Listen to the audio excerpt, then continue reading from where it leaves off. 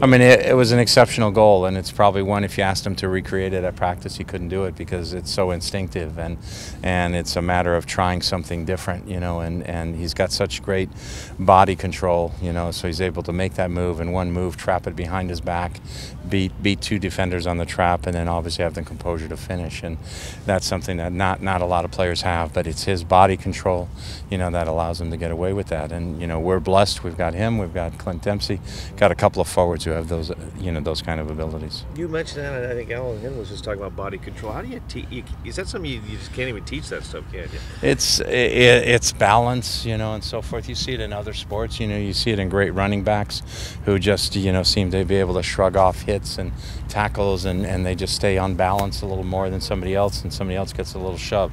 So part of it is your base, you know, part of it is your strength. You know, obviously Oba's not a weak guy, you know, he's a pretty strong guy.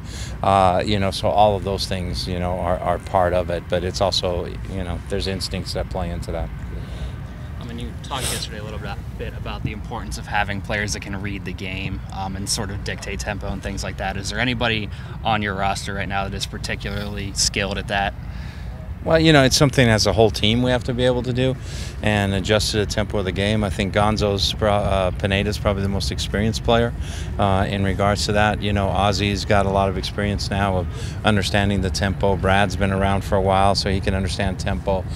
Clint can understand tempo of the game, and you know, we're also a very good counterattacking team. So sometimes we want to go quickly when teams or maybe even fans think, well, wait a second, they should slow it down. But it's also one of our strengths is that we can get after people quickly, and so it's finding that right balance, and mainly, you know, for us to be able to continue to find good options as we play forward. And it seems like your team, whenever they're in a little bit of trouble, looks especially to Gonzo and especially to Ozzy. Are they sort of an outlet for sort of riding out the storm in a way? Well, I mean, that's the job of the central midfielders. You know, I mean, that's where, you know, that's what you have them do. So whether it's Rose who's in there, Gonzo, or whether it's Azira or Ozzy, those are the players then that have to help you ride out that possession and get the ball forward. And obviously their quality then comes into play. But it's a nature of the position, and it's part of what you got to do. That's why you know, it's called the engine room. Colorado was able to put a lot of pressure on you guys early on. Was some of the message just kind of ride this out and let it seem like they sort of fatigued down the stretch? Was that sort of some of the message at halftime? Is just be patient and let them sort of blow themselves Yeah, up? but we needed to defend better. We were getting stretched a little bit defensively. We were getting tight enough to people. You know, we talked about it the other day. Our blocks of 4 needed to be better. So that's something that we talked about at halftime. I think the team adjusted fairly well, and then that made the game easier for us because they were finding the seam in between our back 4 and our midfield 4. You had mentioned that one of the reasons you wanted to add Razov to your staff was to work with some of the new guys. At this level, how much of goal scoring is a matter of being taught, and how much is just the instinctual stuff we were just talking about? Well, it's you know, offensive play is obviously there's an awful lot of instincts and natural talent that is part of that, but there's also things through repetition, just like a shooter in basketball. You know, if you get enough shots from a certain place, you get confident that you can make that shot from there. Soccer, you don't get, you know, you're not going to get 8 shots in a game from this particular spot, but you know, when you really break it down, there's certain spots in the 18-yard box that you're going to get shots from, and so you try and do some repetition things where you're getting shots from there. Mainly it's a situation of recognizing when the opening's created and pulling the trigger, you know, quickly. I thought we did a little bit better at pulling the trigger in the Colorado game sometimes when we had open shots from 18 and that. And mainly it's you know, getting the ball to those areas of the field, you know, working on that part of it. So that's where he's helped.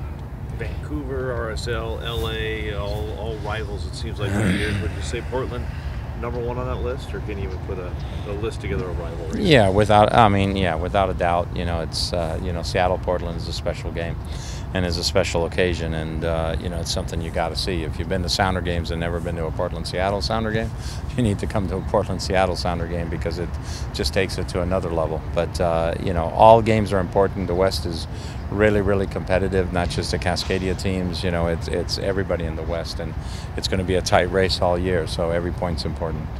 Is it still a special occasion that it was maybe that first year when Portland came in? Yeah, it's still special. I mean, it's like asking, somebody from Real Madrid, is the Barcelona or Madrid game still a special game? It's always going to be a special game, and this is going to be a special game forever.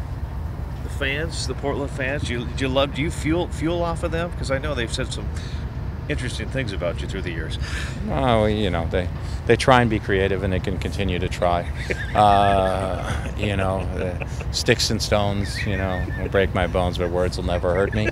God, is that a real childish thing to say? It's great. Fan is short for fanatic, and fans pay their money to shout, and sometimes things they say are funny, make me laugh. I remember years ago at the old Dallas Cotton Bowl, there was a heckler I thought was fantastic. After the game, I went up and I said, "Man, you are without a doubt the funniest heckler in the league." And I thought he was great. I looked forward to playing in the Cotton Bowl. But there's other hecklers that yeah, for sure they get under your skin a little bit, and you'd like to be able to respond, but you can't. And but on the same token, when they make really stupid comments, you don't listen. So it's fun. It's part of the game. Cool.